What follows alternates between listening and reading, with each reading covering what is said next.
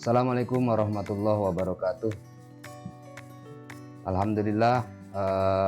Selamat pagi anak-anak. Marilah kita awali pembelajaran ini dengan tadarus. Di sini Quran surat Al-Ikhlas. Bismillahirrahmanirrahim. Qul huwallahu ahad, Allahus samad, lam yalid walam yulad walam yakul lahu kufuwan ahad. Dan sebagai pengantar materi pembelajaran hari ini adalah Quran surat Hud ayat 6 sampai 7. A'udzubillahi minasyaitonirrajim. Bismillahirrahmanirrahim.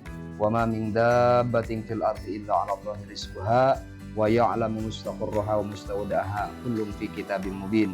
Wa huwa allazi khalaqas samawati wal arda fi sittati ayyam wa kana 'arshuhu 'alal ma'i liyabluwakum ayyukum ahsanu amala. Wala in qulta innakum mab'usuna min ba'dil mauti la yaqulanna allazina kafaru in hadza illa sihrun mubin. Adapun di ayat yang lain, Quran surat Al-Mu'minun ayat 116, Fata'ala Allahul Malikul Haq, la ilaha illa huwa rabbul arsyil karim. Anak-anak, pembelajaran kita hari ini materinya adalah pertama beriman kepada Allah Subhanahu wa taala. Yang nanti selanjutnya adalah beriman kepada malaikat, kepada kitab Allah, beriman kepada Rasulullah, dan beriman kepada hari akhir, kemudian beriman kepada qada dan qadar. Perlu kita ketahui dan mungkin kita sudah semua tahu bahwa rukun iman terbagi menjadi 6, yaitu beriman kepada Allah Subhanahu wa taala, beriman kepada malaikat, beriman kepada kitab Allah, beriman kepada Rasulullah, beriman kepada hari akhir, dan beriman kepada qada dan qadar. Sesuai dengan keterangan arkanul iman sitatun, antuk minabillah wa malaikatihi wa kutubihi wa rusulihi wa bil yaumil akhir wa bil qadari khairi wa syarrihi minallahi ta'ala. Iman kepada Allah Subhanahu wa taala.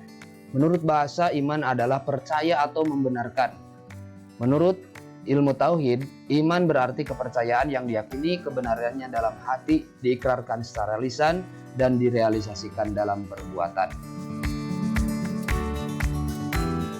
Meyakini wujud keberadaan Allah yang maha suci dan sungguhnya dialah Allah adalah pencipta langit dan bumi, maha mengetahui yang gaib dan yang tampak.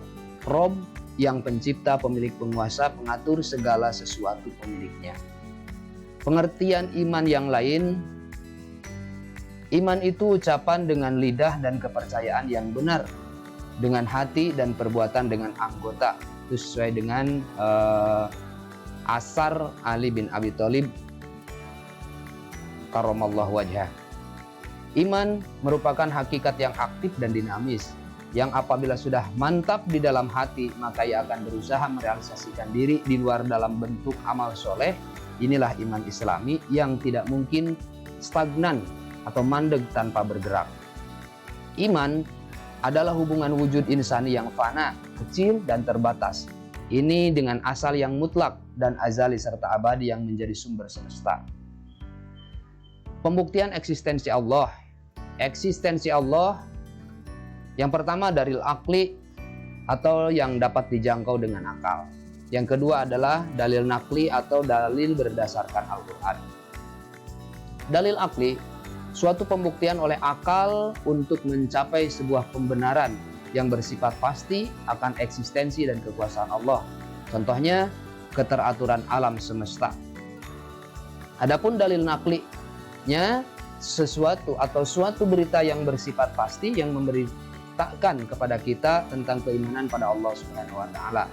Contoh, dalam ayat-ayat Al-Quran, Quran surat Al-Baqarah ayat 177 dan hadis Jibril, rukun iman. Nama Allah muncul di alam semesta. Ini adalah bisa kita perhatikan titik tengah pada kalimat Allah selama 10 detik, lalu alihkan pandangan ke tembok. Itulah keajaiban lafaz Allah Subhanahu wa taala. Nah, ini adalah lafaz-lafaz Allah yang ada di alam semesta. Allah itu maujud bila makan. Artinya Allah itu ada wujud tanpa bertempat, karena Allah itu bukan materi. Allah, ya ini lafaz Allah dan Muhammad itu secara akliyahnya atau secara logika. Sekarang dalil nakli atau dalil berdasarkan Al-Quran. Salah satunya ada di dalam Quran surat Al-A'raf ayat 54. A'udzubillahi minasyaitonirrajim. Bismillahirrahmanirrahim.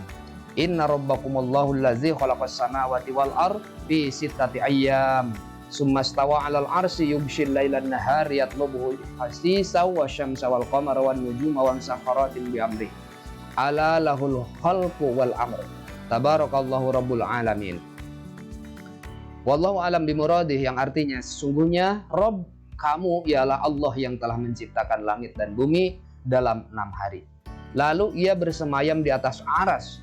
Dia menutupkan malam kepada siang, yang mengikutinya dengan cepat dan diciptakannya pula matahari, bulan, bintang-bintang masing-masing tunduk pada perintahnya. Ingatlah, menciptakan dan memerintahkan hanya hak Allah, Maha Suci Allah, Rabb semesta alam. Adapun di dalam ayat lain, di dalam Quran surat Al-Qasas ayat 30, Allah juga menjelaskan, A'udzubillahi minasyaitonirrajim. Bismillahirrahmanirrahim. Inni anallahu rabbul alamin. Wallahu alam bimuradih, yang artinya hai manusia, sesungguhnya aku adalah Rabb bagi semesta alam. Asmaul Husna. Pengertian Asmaul Husna ini ada dua pengertian. Satu pengertian secara bahasa atau secara universal. Pengertian Asmaul Husna secara bahasa adalah nama-nama yang indah dan baik. Adapun pengertian secara istilah atau secara spesifik, Asmaul Husna adalah nama-nama yang baik lagi indah yang hanya dimiliki Allah sebagai bukti keagungannya. A'udzubillahi minasyaitonirrajim. Bismillahirrahmanirrahim. Inna lillahi tis'ata wa tis'ina isman mi'atan illa wahidan innahu witrun yuhibbul witra. Man hafidhaha dakhalal jannah. Sungguhnya Allah memiliki 99 nama. Dia ganjil dan mencintai yang ganjil. Barang siapa menghafalnya, maka ia akan masuk surga. Hadis riwayat Ibnu Majah. Nah, itu untuk sementara pembelajaran kita hari ini dicukupkan sampai di sini. Mudah-mudahan ada manfaatnya. Mudah-mudahan menjadi ilmu dan jadi amal buat kita semua. Billahi taufik wal hidayah. Wassalamualaikum warahmatullahi wabarakatuh.